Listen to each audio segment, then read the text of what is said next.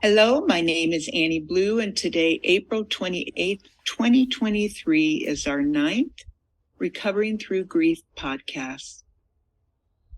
Life is either a daring adventure or nothing at all. Security is mostly superstition. It doesn't exist in nature. Grief has a long breath, often leaving us wondering if we will succeed in leaving its house of aloneness. Francis Weller, in The Wild Edge of Sorrow, my favorite book, wrote that the move out of grief's isolation is essential for the well-being of our soul. He states that every one of us exists in the creative tension between belonging and solitude, interlaced with the soul's simultaneous need for connection and freedom.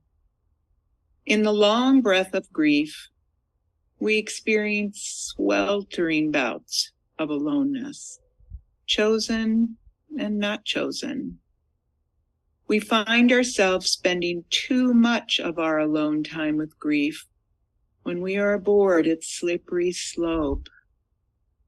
Weller states our ability to drop into this interior world and do the difficult job of metabolizing sorrow is dependent upon the community around us. Our own heart is designed to love this world and has the capacity to break our hardness away. Showing up to a relationship with oneself is vital. Remembering when we make other people or events responsible for causing our feelings, then we also make them responsible for ending those feelings. My next guest, Bruce, has been in a long, deep dive breath with grief that began with the loss of his mother when he was just 40 years old. His next tango with grief caught him by surprise when he had been dating a woman for only 4 months when her loving adult brother was killed in a bicycle accident when hit by a truck.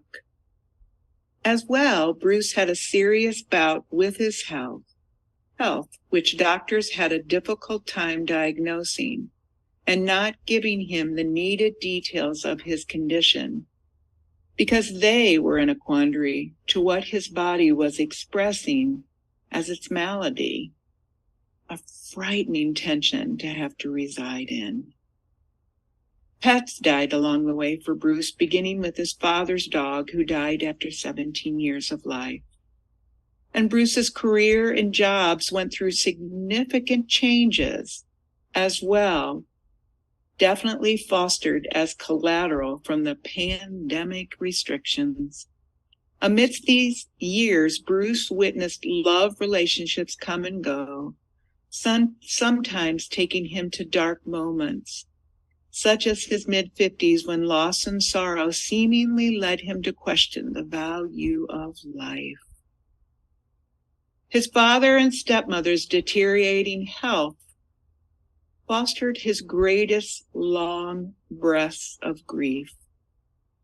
This hastened when both in May 2020, during the major vestiges of the pandemic, both ended up in hospital beds next to each other in the living room, and for over 6 weeks he found himself tending to their oxygen needs, their eating needs, their medicine needs, their bathing needs, and their emotional, psychological needs, literally 24 hours per day.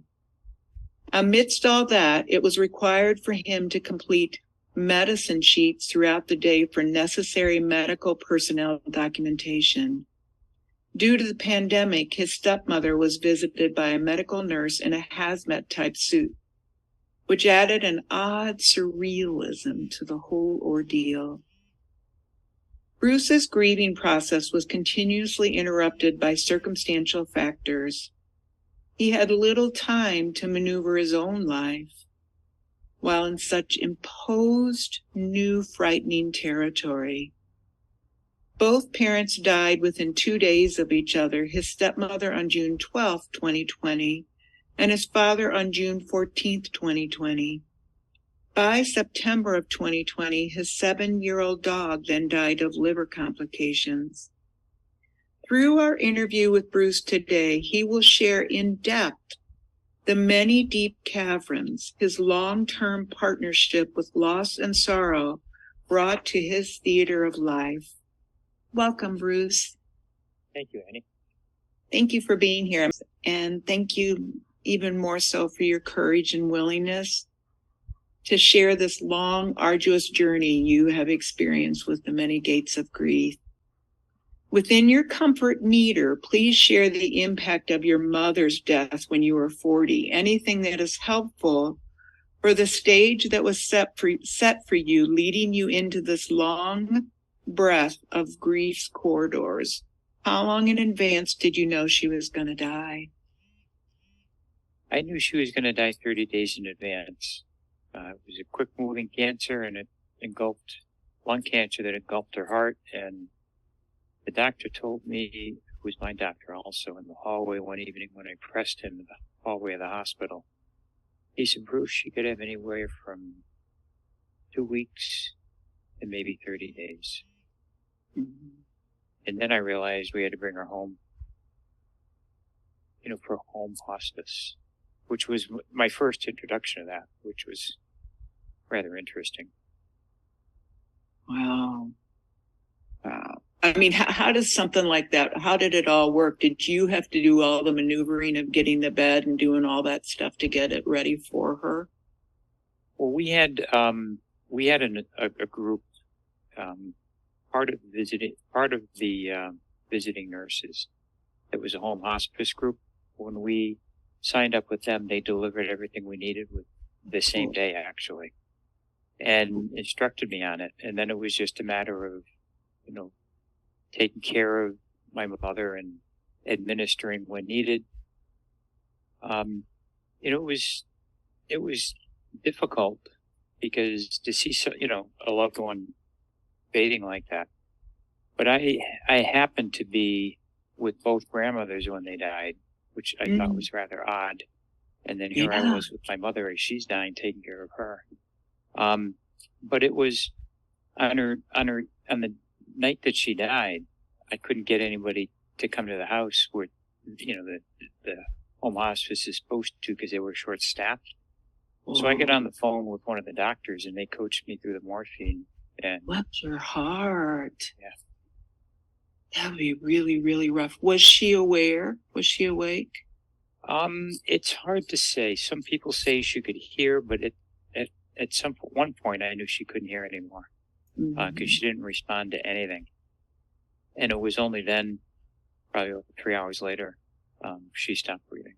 Wow, bless your heart. That's a huge one, especially to take all of that whole newness of all of it on by yourself. What a biggie.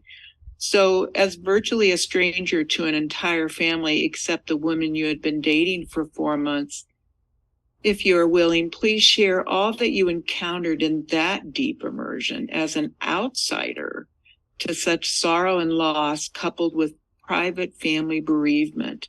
It took such heart and courage on your part, Bruce, to be a pillar to that family and loved ones during the aftermath of a sibling death while riding his bike. Yeah, that was 1 minute you're okay, and the next minute you're in it thickly. So he was going to dinner with us. His wife and my girlfriend and I didn't show up, so we went out to look. Lo and behold, there was an accident, and we discovered it was him. His head was run over by a dump truck, and that threw her off. So the police chief rode with me back to her brother's wife's house, and walked in, and my girlfriend and I told his wife that he had passed. So I was with two women that were very distraught. One that I'd known for 4 months and one that I've known for about 3 weeks. So the police chief called me out and he said, Bruce, I want to tell you what happened, but the family's not ready. So he told me that traffic stopped. There were no sidewalks. It's a country road. He said when the light turned green, her brother and the dump truck beside him started to go. He somehow lost his balance, fell sideways, and the dump truck ran over his head. And he said, don't tell don't tell the family, they're not ready for that. I said, I won't. So I went back in the house and, tried to calm them down as much as I could. I was a Reiki master, but, when people are hysterical, there's really not that much you can do until they're ready to receive. So then, it was three brothers, and a sister and their families and spouses. Wow. Showed up all within about a half an hour. Oh my gosh. And, I didn't know any of these people. So, the men came over and thanked me because they heard the story, and the oldest one took me outside and said, can you please tell me I need to know? I won't tell anybody. So I told him. And, one of the brothers said that, your girl, that their sister has had some psychological issues, and it's good that you're staying with her. So I stayed with her for 2 weeks, and the only way that she could sleep was if I gave her Reiki every night. Wow. So I did that. And, that was, to this day, they're forever grateful. I For me bet. for everything, everything I've done. Wow, that's like an angelic presence to hold, that kind of beautiful bereavement space. Bless your heart, sweet soul. Wow. So if you're willing, it is also worthwhile to include the timeline of your career job changes and loss and stability that was at play as well during these years of loss and ending immersions. Like, when did all that start? When did it all start going so crazy with the career stuff? Well, it's actually everything kicked off in April of 2020, because the company that I was working for, is outside sales, said, if you guys can't go see anybody, we don't need you. We can handle with inside sales. So we all got let go. And I didn't say anything because my stepmother was not doing well. And I was coming over morning and night to check on them, and the doctors would call me with all the updates, and I'd explain it to my father and his wife because they didn't understand. So I was getting calls going to the doctor's offices, and then the job loss, and I said, well, I'll just keep this to myself because I had 30 days severance. And then my stepmother got put in home hospice because I called a nurse and said, can you please come and check? Her legs look worse. And of course they looked at her and said, hospice or hospital. And I told her, I said, look, if you go in the hospital, nobody's going to be able to see you. So, it's best to stay home if you can. So it was easy. She said, I'm staying home. So we got her hospital bed and oxygen machine and the meds and so forth. And then, a couple days later, my father had a drop stroke. Oh my gosh. So I came over, and he went to the hospital, was in there for 8 days, couldn't see him. And he was calling me saying, get me out of here. And I was talking to the nurse. I said, Dad, just walk up and down the hallway and you can get out. And he goes, I'll do it right now. I said, fine. So we did that. And I went and picked him up, and he was in the same shirt that he threw up on that he went in with. Oh, that's right. Because you couldn't go in the hospital then. Nobody could go in the hospital. You just had to drop people off, and they took him in. So he was in a non-COVID floor. So I figured he should be okay. So I brought him home, and his temperature spiked, and then he couldn't pee. So it was pouring rain one day, and I had a pony tank. He was on oxygen. So I loaded him in the car with an umbrella, took him to the doctor's office. They said, we can't help him here, but you need to go to the hospital. So I went to the hospital, got him in, and they gave him the catheter, and he felt 1,000% better. Oh, I bet. Bless his soul. That would be horrible. Loaded him in the car in the rain with the pony tank and got him home and back in the house. And that night he had some pretty bad diarrhea. So I called the doctor the next day, and I said, look, he's not getting better. So they came, and this doctor was a friend of the doctors that were taking care of them, the geriatric doctors I put them in, came in another hazmat suit. And I said, why are you wearing that? She was just precautions. So she talked to my father and did a COVID test. And then I started getting the picture. I'm like, if she's doing a COVID test, she thinks she get COVID. That means we all have COVID because we're all taking care of them, right? You know, me and the nurses that come in, twice a day. So she left, and she told me what to do. So my father continued to decline. So he went into home hospice, and again I had that conversation. He said, I'm not going to the hospital again. I said, well, the only choice is home hospice. He said, I'm doing home hospice. Got his pink sheet squared away. And then another hospital, then another oxygen machine. So I have dueling oxygen machines and oxygen tubes going all over. And, he continued to decline. So I called my stepsister and said, you need to come up and help because I can't do everything your mother that she needs. So she and her husband came up, and it's a good thing he came up because we had to pretty much carry my father there and there. Wow. And the nurses were coming in. I was getting updates, and I had to record everything because they both got morphine and this other drug every 2 hours, different dosages. So I had to keep all that straight. Wow, that'd be tough. And then my son came up from New York, and I think in the 12th, the family had all come and were around Betsy, and somebody yelled, Bruce, and I went over there, and they said, I think she stopped breathing. So I took a pulse, checked her, and I said, yeah, she's passed. So I called the crematory and hospice, and they set it all up. They came and took her away. Wow. And then everybody left. And I said, I'm here by myself. I said, well, that's kind of eerie. Yeah, very eerie. That was the first word that came to my mind. Wow, yeah. that'd be so my son was there, but he went up to bed. So I'm, doing what I do. My father's in his bed, and the oxygen machine's going. And then I heard a knock on the door, and my stepsister and her husband showed up.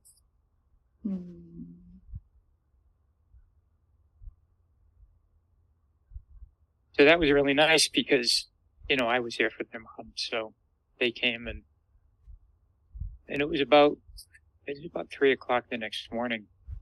I was sleeping on her hospital bed. I bet. That's so much easier. He was next door. So, I woke up and I didn't hear anything. So I checked him, and he had stopped breathing. So I put the sheet over him. Oh, bless your heart, sweetie. And shut the oxygen machine off. And that was that. So I called it in, and the same inventory came, and they said, weren't we just here? I said, yeah, this is the other one. Gosh. I think uncanny. Bless your heart. So that happened, and then the house was quiet from.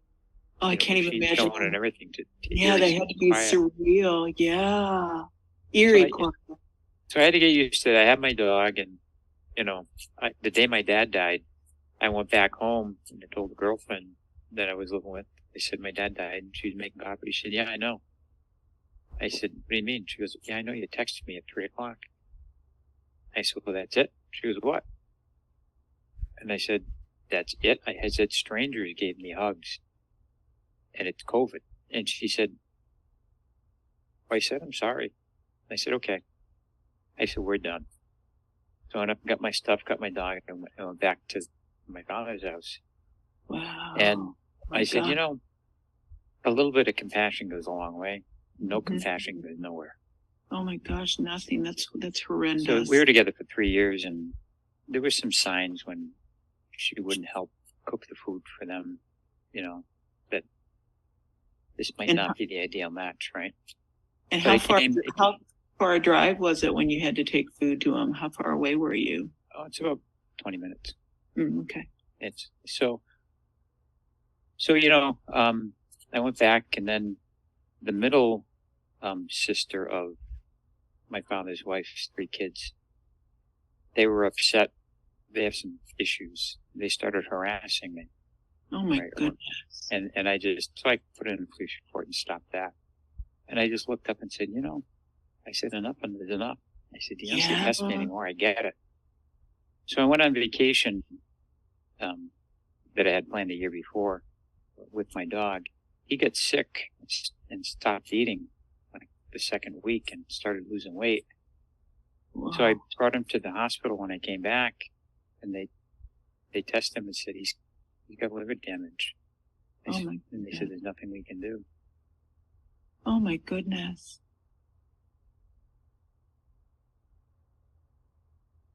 So anyway, I ended up putting him down, and that was the straw that broke the camel's back. I bet.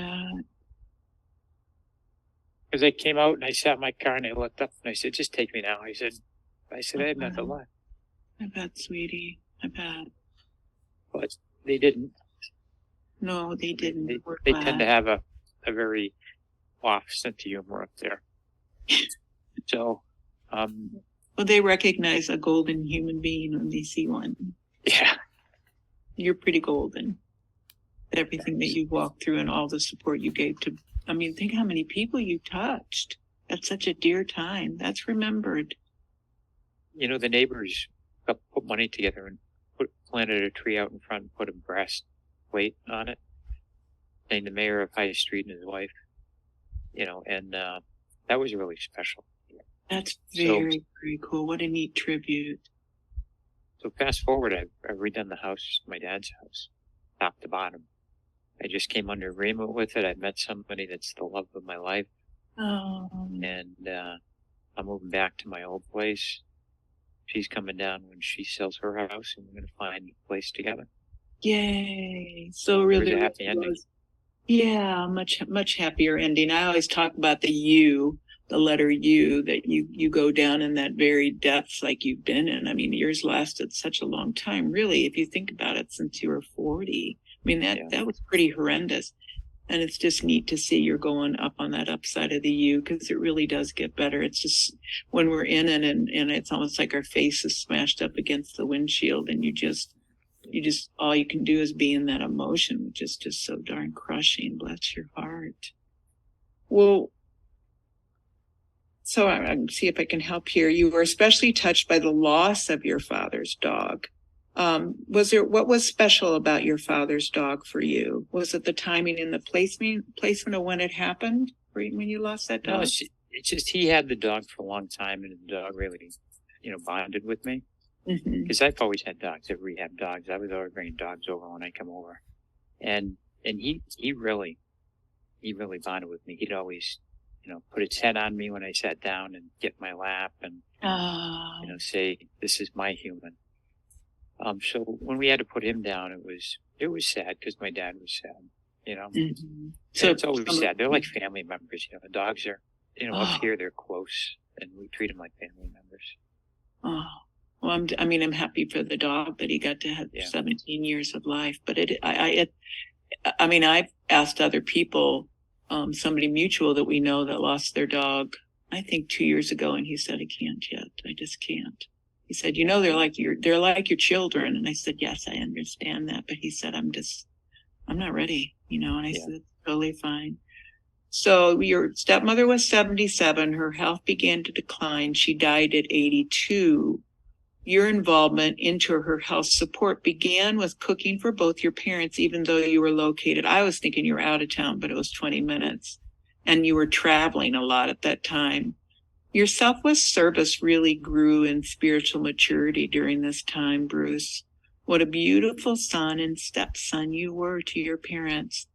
Even at the beginning throes of health decline, you never anticipated it would take on the life it did, right? Right. And even your mother's, that just came that was such a blind sight to happen. I mean, in a way you want it to happen quickly, but still when you're in it and you're up against it, whew. And 30 days to see somebody standing, to see them, on their deathbed and dying. It's very quick. But fortunately we did have the 30 days, which we're thankful for. Yeah. I'm glad for that, for sure. So crisis does seem to create breakthroughs for us, as horrendous as it is. This next excerpt of your life saturated you into learning skills of restraint, of holding close to your heart what needed the most attention, and having to feel unseen in the most essential ways. The pandemic wreaked new challenges and havoc to our entire global population. Of course, it came up close and very personal for you, Bruce. Both your parents were in decline. With your father, you said it was precipitated by a stroke, which put him in the hospital right at the beginning of the medical extravaganza. You chose the heroic stance with both, getting them to understand that if either chose the hospital for medical support, they could not have visitors. And if they died there, they would have no one there by their side. Thus, with your heroic gesture and guidance, they were there with you for over 6 weeks, tending to their oxygen needs, feeding needs, hygiene needs, mobility needs, mind deterioration needs, etc.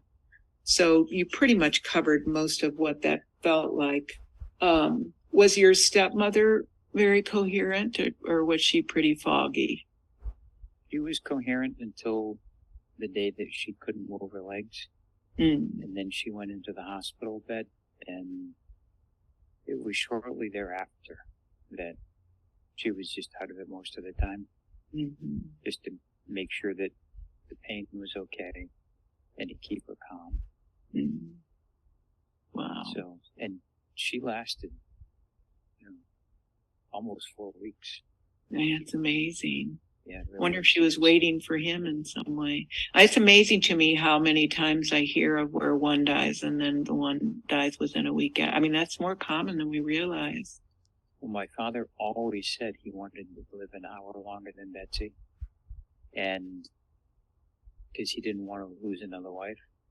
Wow. And, what happened was that Betsy didn't actually pass until all her kids were around her bed. Oh. And then she passed, and her middle child, which is a daughter, said she felt a lot to go through her when she left. That's cool. Yeah. I'm so glad that everybody was around. That's pretty neat. That's really amazing when things like that can work out where everybody can be present. Yeah. That's beautiful. Wow. So your parents both died in June 2020. You had 2 opportunities that came to you as assistance, and in one instance, quirky redirection in healing and recovering through your grief. Because of your hospice contribution to your parents, you received 18 months of grief counseling, which brought its greatest mending during the last 6 to 8 months of it. If you would share a bit about that, and then your beautiful story of the dogs that came into your life as a dog rescuer, again radiating the loving and deep selflessness of your courageous, brave, adventurous heart. As a bonus to yourself, you have been a deep meditator for many, many years, which also assisted. Sure. Well, the 18 months of counseling from hospice, I signed up for that about 3 months after the deaths. And I said, why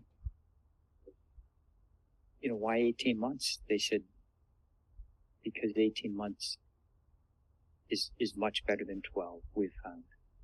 And I said, okay. So I went through the counseling. Was virtual for, for the year. And then the next 6 months, everything came around a second time, and that was harder than the first. I bet. I would imagine, yeah, because it brings it all right back up in a deeper way for review.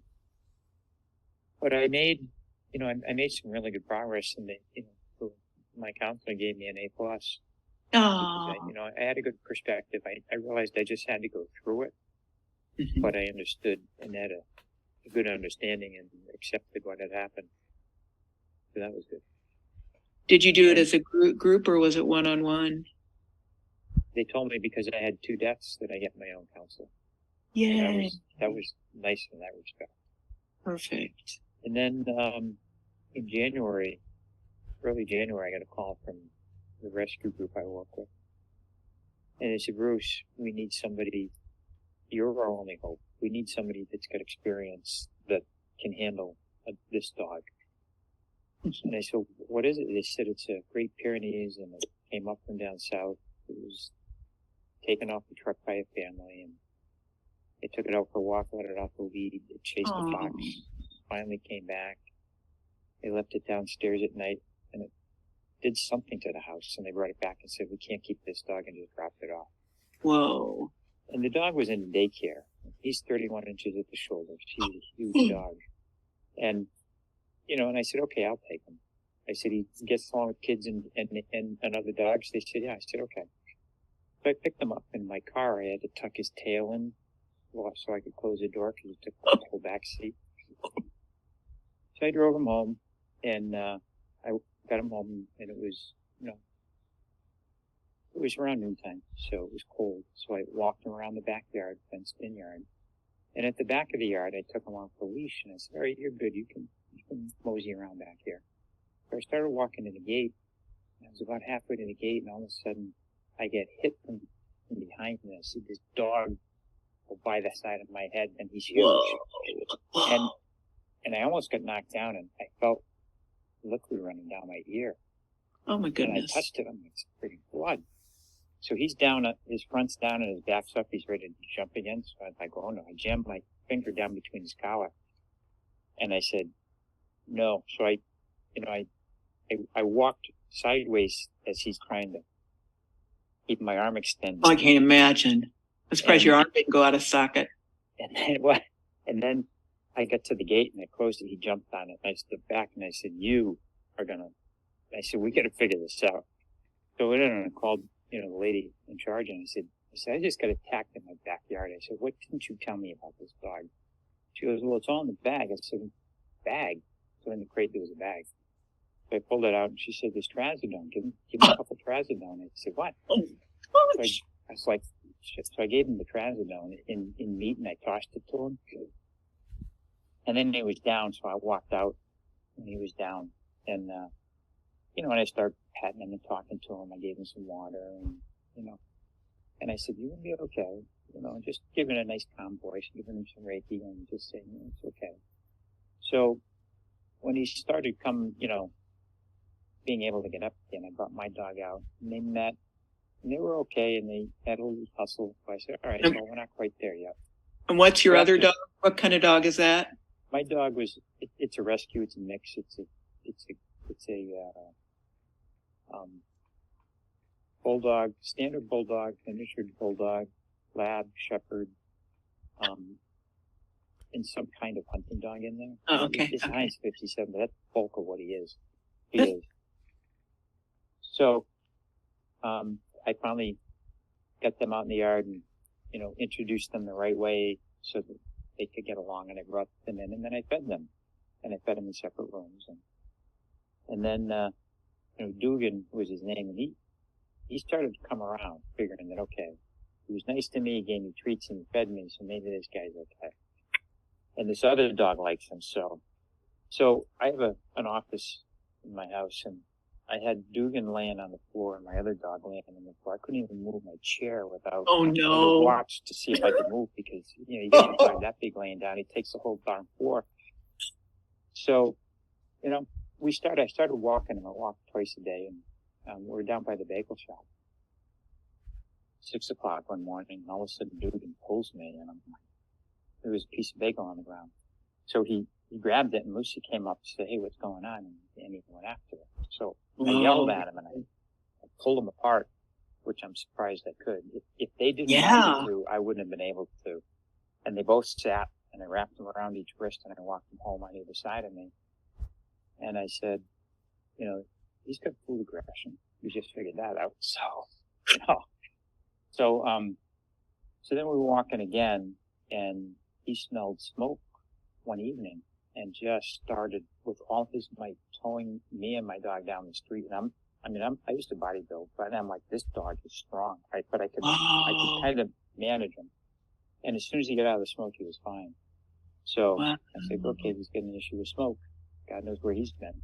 Yeah. So I did the DNA test and it came back, and he's a Mi'kmaq sheepdog and a Great Pyrenees. And I looked up Mi'kmaq sheepdogs, and they're the meanest of the mean guard dogs for farms. They're independent thinking. They can take out coyotes, right? So I called the lady in charge and I said, do you realize what we have here? And I told her, and I said, look it up on the internet. I said, I sent her a link. I said, this dog needs training, and I need a trainer that knows what they're doing more than I do to train this dog, because if we don't get it right, this dog's not going to make it. So I had a trainer come, and she said, Bush, what are you doing with a dog like that in this neighborhood? I said, I'm his only chance. I'm the rehab guy.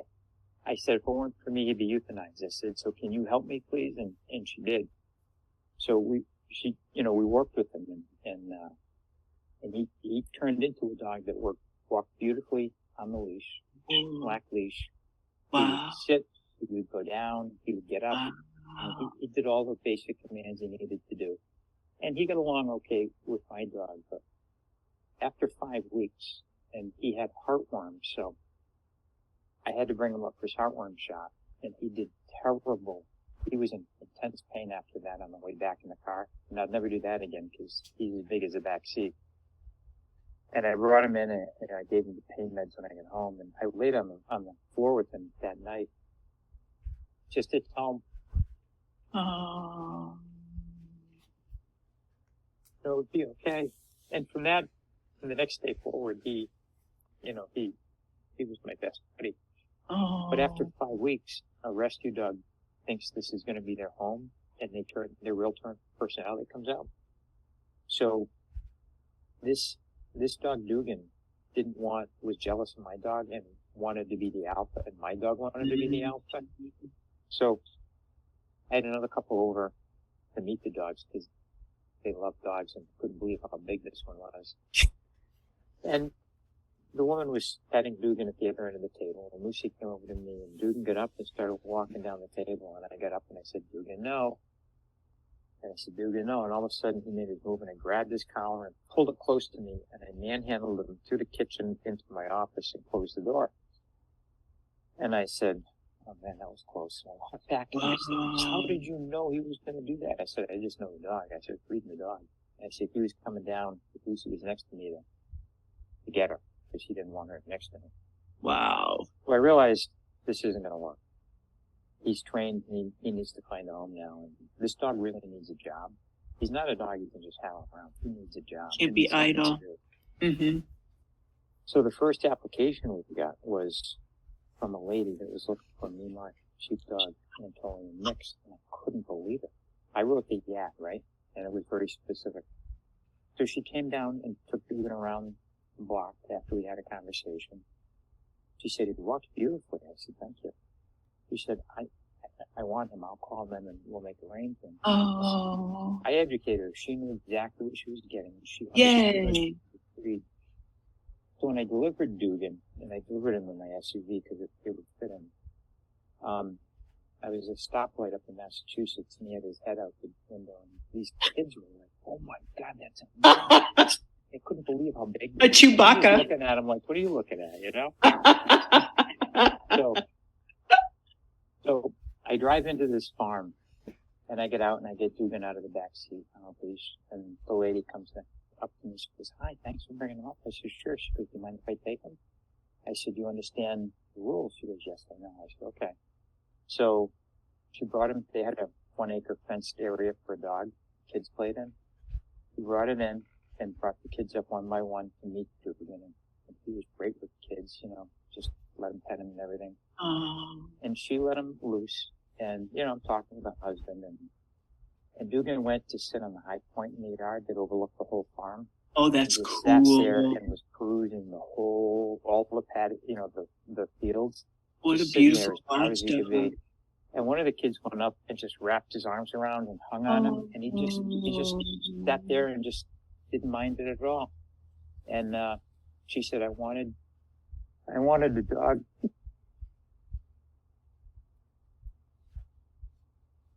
to guard the kids, and Oh, also when they got animals, to protect the animals. that's And I so check in with them each cool. year, and I checked in probably 4 months ago, and Dugan's doing a great job guarding the flocks. Oh, I'm And so he's happy great for with the kids. everybody. Yeah. It's a perfect ending for a dog like this. Oh my gosh, it's just so neat that you hung in there when probably no one else would have done what you've done. I mean, there's your heart is just so vast. I mean, it just is such a great, great story. I mean, and just to know that he's got such a perfect place to roost and be in charge and take care of everybody. I love it. And he's got a job. That dog needed a job, and he's got a job. And it's perfect for him. Oh my gosh, that's lovely. Yeah.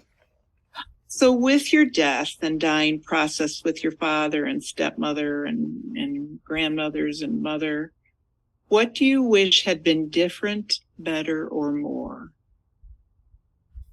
I guess in the final days of my father,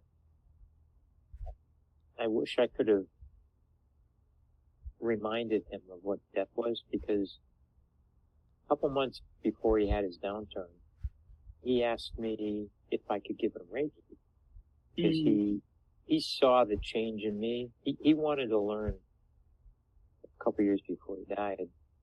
So we get the people together, and when they came around the room and said, "Why do you want to learn?" And he turned to look at me and said, "Well, he used to be a real asshole. Now he's a good guy. I want to learn how to do that." And I looked at him and I said, "What?" He said, "No, you were a piece of work." He said, "You're a really nice guy now, and I want that change too." That's great. So for the last couple of months, when I came over in the mornings and the afternoons when I was in town, I would give him Reiki a couple of times, and he'd fall asleep, and I'd leave, and then he'd wake up at some point in time. And his wife said, really, really helped his disposition. I'm so grateful. It's perfect for both you guys to get to share that kind of camaraderie and touch. And he asked about death, and I educated him on what death really was and how it was, and told him what to expect. And we did the Dido,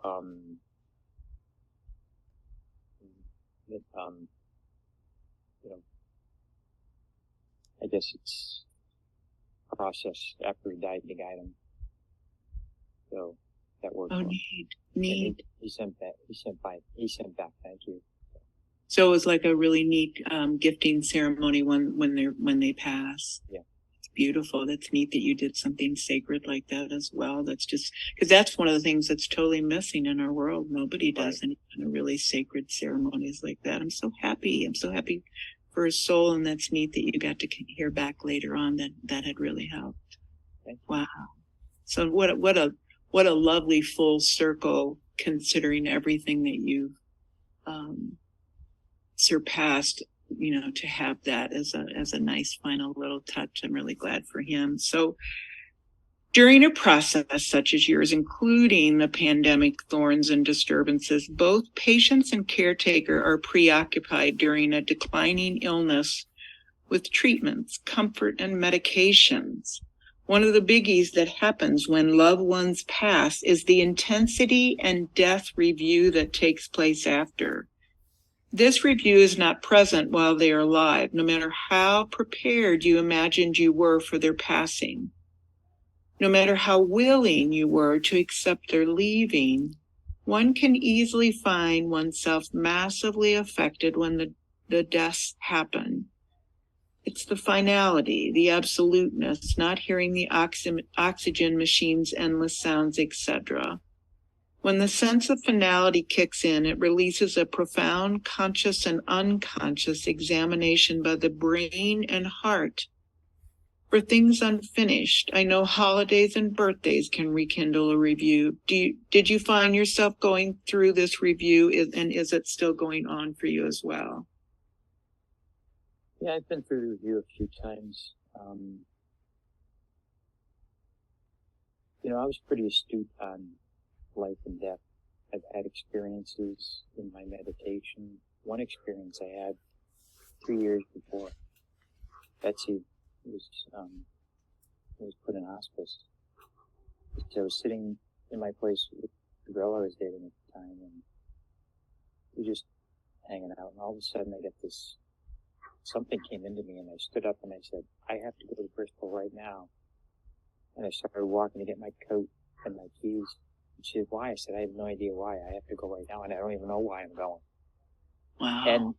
And she said, what? I said, I have no idea, but I know I have to go, and I have to go now. So it was snowing out. It was about 8 inches of wet snow on the ground, and Wow. the plow hadn't come to my driveway. Wow. So I had a 4x4. I got in that, and it took me about 20 minutes to get out with the snow. And my girlfriend came with me, and we came over here. You know, it was a slow ride because we had to go over 2 bridges, and it was Wow. kind of a blizzard. Yeah, dangerous. So I drove in the driveway. We got out, we came in the house, and they were eating dinner. And they said, hey, what are you doing here? I said, well, I just look like taking a ride and see how you guys are doing.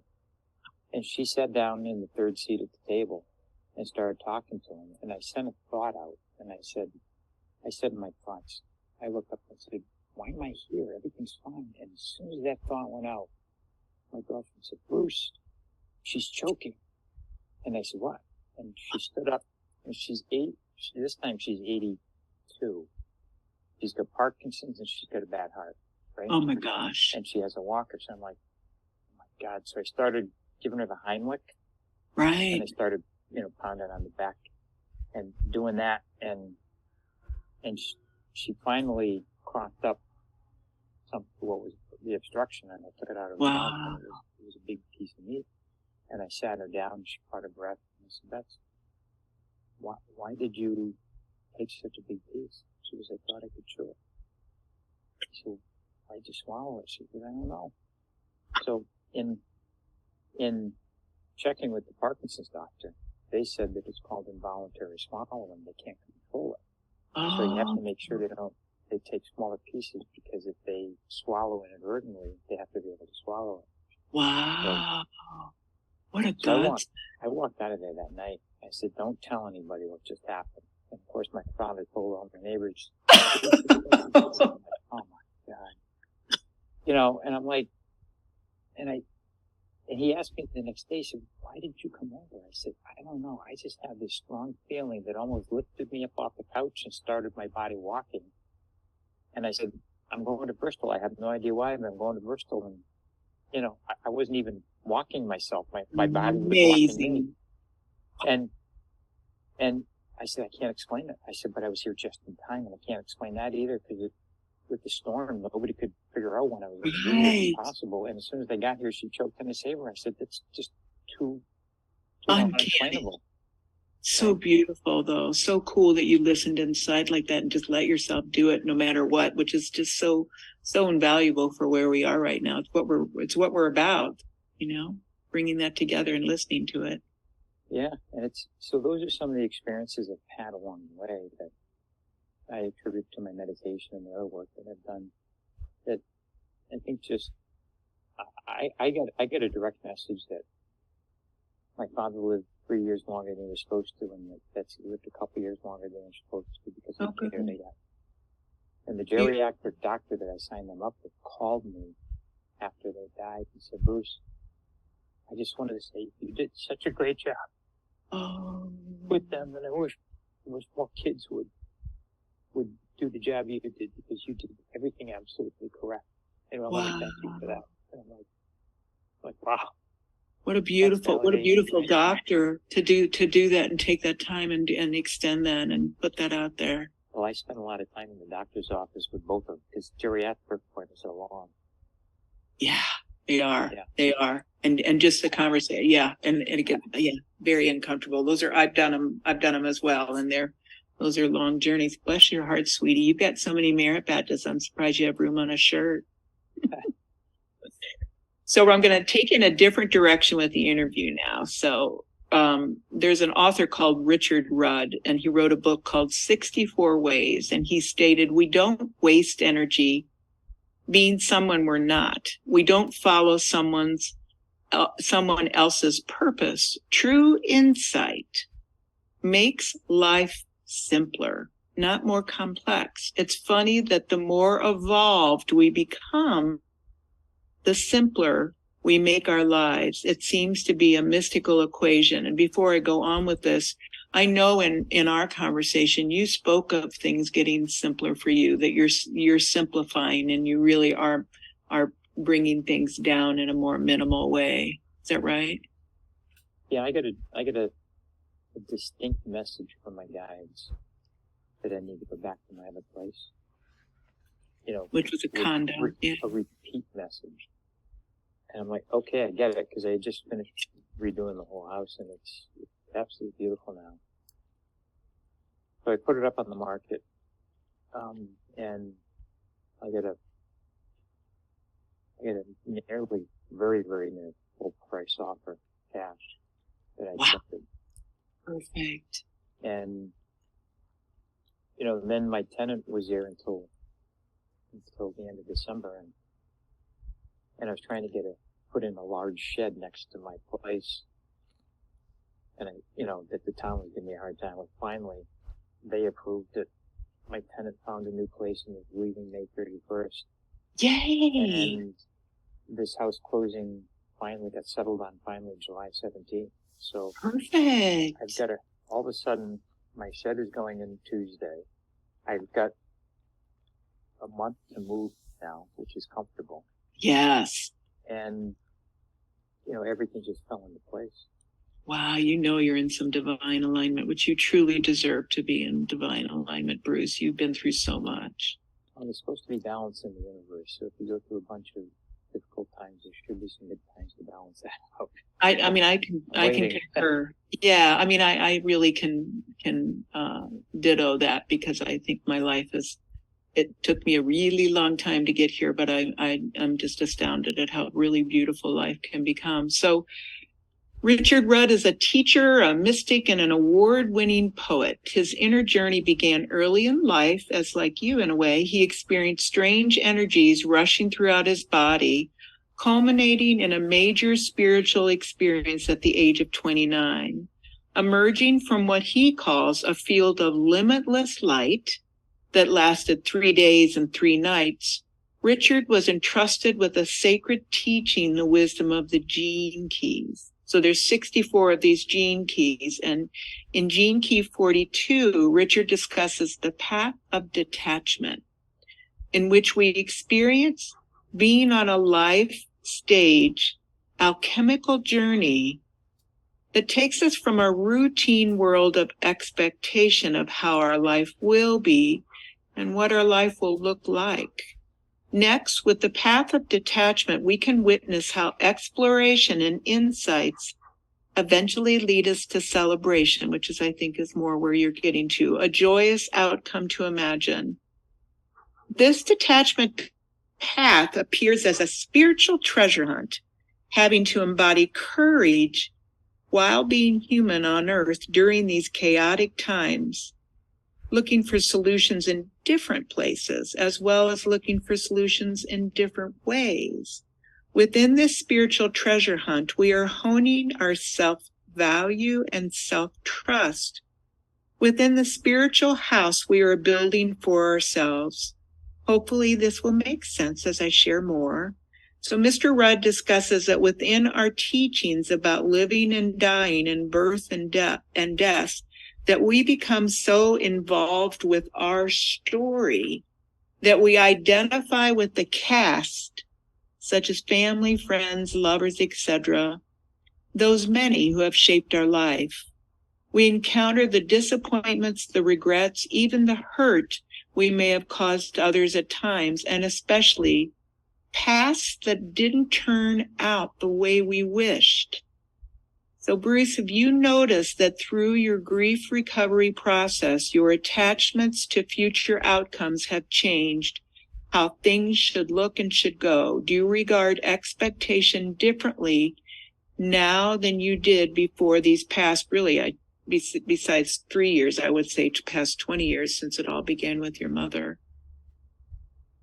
I have done significant amount of detachment.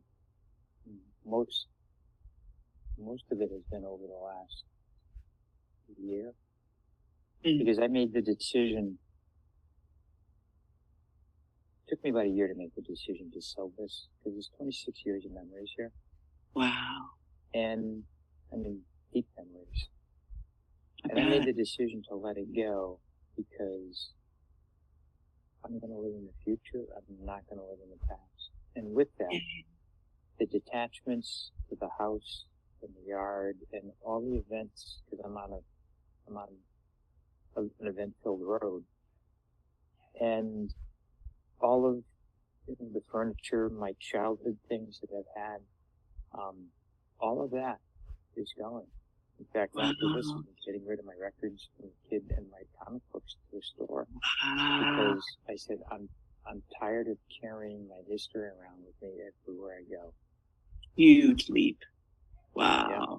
How's it feel? It feels very freeing, and I know it's a cop-out saying it sounds freeing because that's what you would No, expect. not at But all. when I finally made that decision, I just felt relieved. And I couldn't explain what it was. I just felt relief. And then I started, getting rid of things that have been in the house for a long time. How brave. And I just felt good about finding them a new home Yay. to somebody that appreciates it. And I said, my time with these things is over. Beautiful. I'm going to create, at this point in my life, 60, I'm going to create a future now with somebody that I met. And if not, I'll create it on my own. But I am going to create a future that's not attached to the past. That's so, so healthy. I mean, how good that has to feel. And it really is, I think it's almost like cutting cords. Yeah. It's like, it really is like snipping off all that and it is amazing. It's just like when you clean out a closet, it's just amazing what all can open up for you when you create that new void of space to bring in the unlimited potential. Wow. So Richard Rudd also talks about the common character in all our storylines, which is death. That's what we have as our common denominator. He states, for those who believe in reincarnation, if you know that you're just an actor and that you're going to return to be in another play, then the detachment from the situations is so much easier. It's a much tighter navigation, though, for materialists who believe when you die for good, and that's it. Within either philosophy of death, amidst this treasure hunt, we can choose to move out of expectation. And for me, when I'm talking about it in this way, it's really where you had no idea that you would go into a reality where your job would change. You would be doing 24/7 care of two people in steep decline, and that your whole everything would be engulfed within that reality. So the expectation that our life is going to look like or be like or go a certain direction is definitely disrupted completely. So that's where when I'm talking about the expectation, he shares that hope is the energy of evolution at work within us. Unfortunately, when hope is used for specific ambitions and those outcomes do not turn out the way we wish, huge disappointment is experienced. Disappointment can easily bloom into a greater world disappointment view that includes the amplification of disappointment in ourselves and others during those peak intervals, sometimes masses of the population that get to experience this. And this is interesting. He speaks of the expectation of outcomes as being a storyline trap, almost like if we can step back in that observer place and see all of those people that played the roles of your parents and your sibling and your animals and your friends, that it's almost like they're actors on your stage for your growth and your upliftment. And he said, as being a storyline trap that we unconsciously create for ourselves, very provocative to explore as a reality we choose. So do you think expectations factor into the disharmony that occurs during the throes of overwhelming trauma and grief such as you witnessed? I think, well, I can tell you that at this point, coming out of this, I have absolutely no expectations. That's so beautiful. What a great leap. Because I have learned that over the years that expectations create all the grief in our life. Mm-hmm. And if we don't have expectations, then we won't be disappointed. What a great aha moment. I mean, to really get that kind of a breakthrough, that's it. That is the it thing to get with grief, is that it's the expectations that really put us in such rough places. Yeah. So when we are in expectation, we can fall into the victim-victimizer operating system, such as allowing life to pummel away at us as if we were victimized by its storyline, or assuming the belief that we have the capacity to control and oversee life. What observations arise for you when considering that both statements aid and abet pathways of disappointment and disharmony? It sounds like you really have a handle on this. Yeah, I mean, every time that I've been disappointed, it's been based on an expectation Mm-hmm. that I wanted to happen. And I said, well, why do I create expectations when I really oftentimes don't have a lot of control? Mm-hmm. So I said, let's just go through life. And let's do the best we can. And we'll go where we go. And, you know, with the woman that I've met that I've been seeing, same thing, I have no expectations. And everything's That's so gone good. great. I had no Awesome. expectations on the sale of the house. I put it up, and I got as close to a price offer as I could in cash. I mean, Perfect. all these things that I didn't expect anything, they came in beautiful. Mm-hmm. Well, it's even like when you talked about really questioning the value of life when it was just so, felt so insurmountable, it still comes down to our expectations, because it's like, wait, my life is supposed to look like this. It's not supposed to be all this massive, stress and grief and, attentiveness that's coming this way. This isn't how I imagined it was going to look. And then we do really end up in serious disharmony as a result. I mean, it's very human for us to go that route, but it is amazing what expectations, how they factor into the heaviness of our grief. Yeah. So the shadow, doubtful, dreary part of life path likes us to not trust in life, hoping life will go the way we want it to go. Yet our sense of self emerges in unlocking the genius of detachment as we learn to let go to life and let go and no longer worry about outcomes, especially when you consider that life truly, truly, truly never turns out the way we planned. So how has your heart opened more within all you have weathered and surpassed? Have seeming shadows, all these things that you've endured, become gifts in any way through this life passage and range of ordeals? Well, I put intentions out there and I manifest things. Ooh. And I've learned to manifest at a high level. Because the more details I give, the less likely it's going to happen and creates disappointment. Mm-hmm. Right? So I just put down very high is what I want and let the universe deliver. And I did that with the woman I'm dating. I said, just bring the woman that's perfect for me. Oh, perfect. And it For delivered sure. somebody that, I mean, just not somebody that I would have picked out, but somebody that's as perfect as more perfect than anybody I've ever met. Oh my gosh, that's so beautiful. I'm so happy for you guys. So that proved to me right there that throw away all the descriptors of what you want. Just say what you want. The universe knows, and they know better than you do what you want. Yeah. And it's just so interesting because it's like we go through all this and we are who we are in that moment. Like when you've encountered this beautiful relationship, because of all this that led up to this. Like, would you have been who you are right now if you hadn't have gone through this? Still bless your heart, because it was such an ordeal. But it's just so interesting, like you're saying, to just truly, truly step out of our own way and trust in everything that life brings in front of us.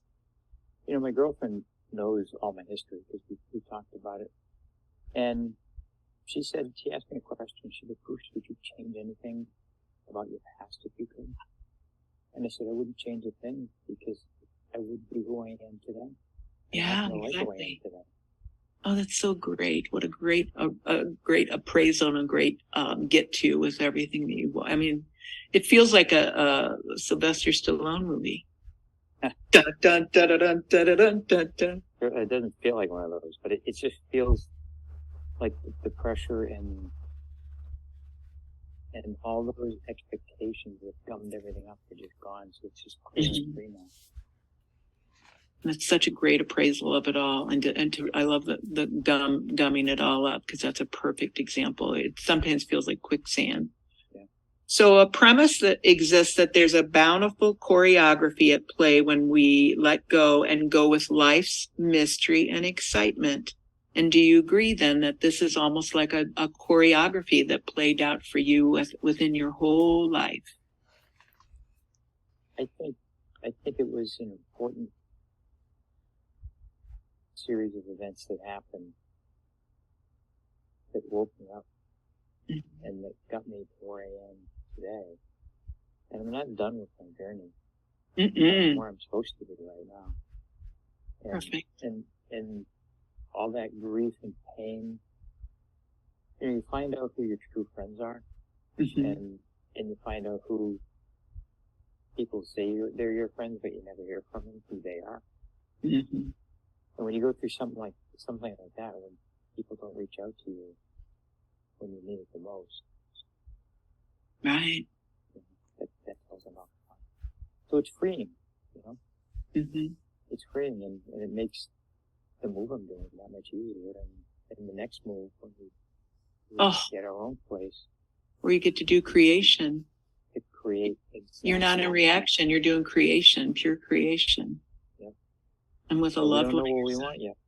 Oh, it's going to be so fun to see where it goes, and it probably could at least surprise, very much surprise you. So it's going to be really neat to hear where the universe and where your those higher aspects of yourself, what kind of messages you get. And one thing that's interesting, I have my chart done. It's an old Vedic way of doing it. So it's a lot of manual work. And they did one for my girlfriend, and I'm a teacher, meditation and Reiki teacher.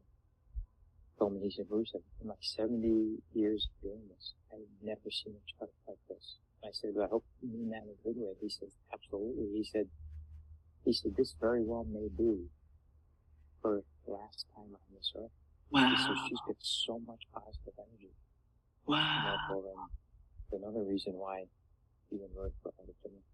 That's and it's because I do believe everything's a mirror. So for you to get somebody mirrored back to you that is that illuminated and is just a beautiful, radiant, shining heart light is a perfect celebration and graduation for you. I mean, it really is the other end of detachment. So it's just so beautiful. So Richard Rudd also says that detachment moves you into a deep flow with the universe to move into harmony with a greater pattern of living. You become more of an observer to your life. When you look back on events, everything begins to make sense. There is a softness that begins to root within you, tapping deeper into your divine feminine side. It displays as a divine tenderness, which leads to a path of wholeness within and without in time. I've had the luxury of hearing the longer version of your long breath of grief, Bruce. Throughout your saga, I, as an observer, witnessed the fountains and waterfalls of divine tenderness you graciously bestowed towards others. Looking throughout the vista of all you have shared, are you able to see the possibility that you have been on a long, arduous journey of refinement, like what Joseph Campbell refers to as the hero's journey? By refinement, I mean engaging with life and its richness, loving life, loving the mystery, learning to love whatever, however, life delivers, because you know it is all for your genesis. In April of 2020, I said to the woman I was living with, I said, we've got a pretty good life. I said, what else could we want? And we got each other. we're by the beaches, locked down. We can still go to the beaches and go in the woods walking. And like, Wow. this is pretty good. And then it all fell apart, right? And then I come out on this end, and I'm looking at it. I just say, no matter how good you think you have it, don't be fooled. Right. Right? Because we all have growth to do. And it comes in many forms. And you have to be ready for it at any time, because these things can happen at any time. In a blink of an eye. And nobody gets by without the grief. Nobody. And now the collective grief that's going to be happening on our planet that we're merging into more and more is, it's a big old wave. Right. Wow. So in closing, grief asks us to extend watchful attention to the rhythms of our soul. John O'Donohue discusses the value of the reverence of the approach that offers the gentleness and patience to coax our sorrows into open arms. I love the image that quote invites, the reverence of the approach offering the gentleness and patience to coax our sorrows into open arms. Detachment offers us reassurance that our time in the depths will yield something of great value. It is like getting a get out of jail card for release from our own self-imposed prison, piercing the veil of the possible. Mystics refer to this as the second birth, learning to celebrate our sagas, celebrating every twist or turn of fate's shadow, and celebrating the gift of the end of suffering is ours for the choosing. Healing permits us to travel lighter and brighter, and it is a slow, unexpected change, introspection into the bittersweet moments of living as we not just celebrate beginnings and endings, but also now the middle of our journey. Thank you for being here today, Bruce. It has been remarkable to share in your deepening and heart-opening, long breath of grief from which you are still returning. You now carry greater wisdom medicine that will bring benefit for so many others you continue to touch within your community around you. And I'm so grateful because this has been such a lovely interview, and I know there are going to be many that are going to be able to receive that beautiful wisdom medicine that you carry. I think it blossomed and really percolated through everything that you've gone through. Thank you, Amy. I appreciate that. Yeah. So I usually finish with a tarot reading. Are you on board with it? Sure. Okay. So I picked 3 cards from the Tarot of Oneness deck. The first card represents Know, K-N-O-W. The second card works with Release, R-E-L-E-A-S-E. And the third card is Grow. So I picked the 3 of Wands as your Know card. This card is letting you know your value of creativity and out-of-the-box thinking is now sailing you into new open waters. It is time to sail off on your grand adventure. You can hardly believe that this time has come. This is your moment when your dreams are finally becoming a reality, which may also include travel. Your attentive deliberation concerning any obstacles along the way has you prepared. You will discover new places to fill your soul as opportunities avail themselves for you around every corner. The 3 boats in this card signify forward momentum. You are steering the boat, and you are subject to natural forces that may appear, such as the land on this card suggests. The open channel around the boats and land reassures you through its open channel that you have all you need within you to navigate around anything that arises. And I definitely think that's one of the biggies you've gained through going through this whole grief process, is your ability to really stay in the observer and navigate. The release card is the present moment card. This present moment card is giving you permission to focus on your future with its flowering and flourishing that is calling you past the present moment. There's no need for you to focus currently on what matters. You can have fun with your imagination and inspirations and dreams that arise going towards your unfolding destiny. The Grow card is the 9 of Swords. There has been and continues to be progression and advancement for you regarding the milestones of your grief recovery journey. Limitations related to the ramifications of the grief are fading more and more as you grow within the possibilities of your insights. Potential is unlimited as you choose to own your future. With where you lie now, you are leaving the overwhelm in the past and engaging new frontiers. This card speaks to continuing to be tuned into your thoughts, assessing if they are or are not creating connection for you. Notice when your ideas are inspiring, or do they do the opposite? You may now find that your growth involves leaving behind people that you are no longer resonant with. That's a biggie that's happening to a lot of people right now, where they're really realizing that the value that they have in these certain relationships really doesn't bring them value, for all the effort they put in. So it is golden for you to embrace how your sixth sense has kept you safe in terms of your growth throughout your life.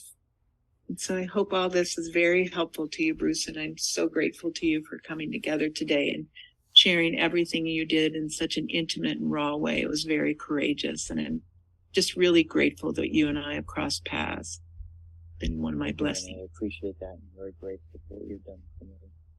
So we'll look forward to hearing the future sagas that take place and where you end up. It'll be really fun to see. So thank you very much, and it's been a blessing to connect with you in this way today, and I hope you have a beautiful weekend. Thanks, and I hope you do also. All right. Thanks, sweetie.